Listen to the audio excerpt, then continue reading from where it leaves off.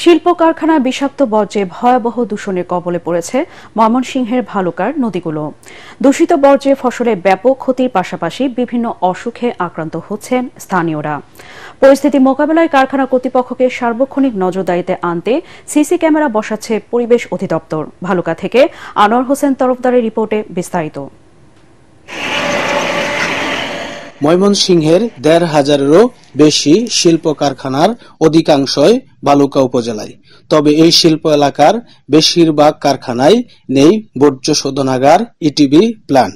ফলে অপরিশোধিত অবস্থায় এসব কলকারখানার পানি যাচ্ছে নদী নালায়। এসব পানি কৃষিকাজ সহ নিত্য প্রয়োজনে ব্যবহারের ফলে বাড়ছে অসুখ বিসুখ। অপরদিকে বিষাক্ত বর্জ্যে ভরাট হচ্ছে অস্তিত্ব সংকটে ক্ষীর নদী, হুমকিতে জীববৈচিত্র্য। পানি বন্ধ বিরাট দুর্গন্ধ।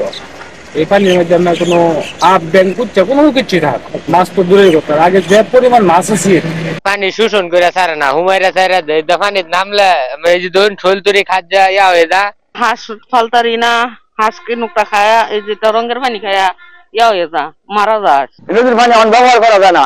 গরু মাছ আমরা গাদাইতাম নদীতে, গাদাম জানা। পরিবেশ অধিদপ্তর বলেছে, কলকারখানাগুলোর বর্জ্য শোধনাগার সচল কিনা তা মনিটরিং এ স্থাপন করা হচ্ছে সিসি ক্যামেরা।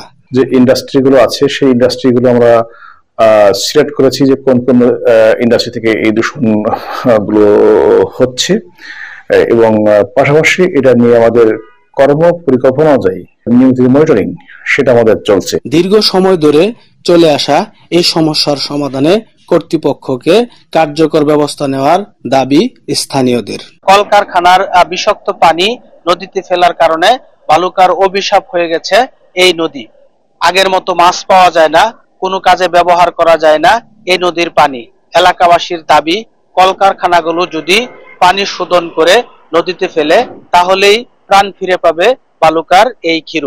ময়মনসিংহের ভালুকা থেকে আনোয়ার হোসেন, এটিএন বাংলা।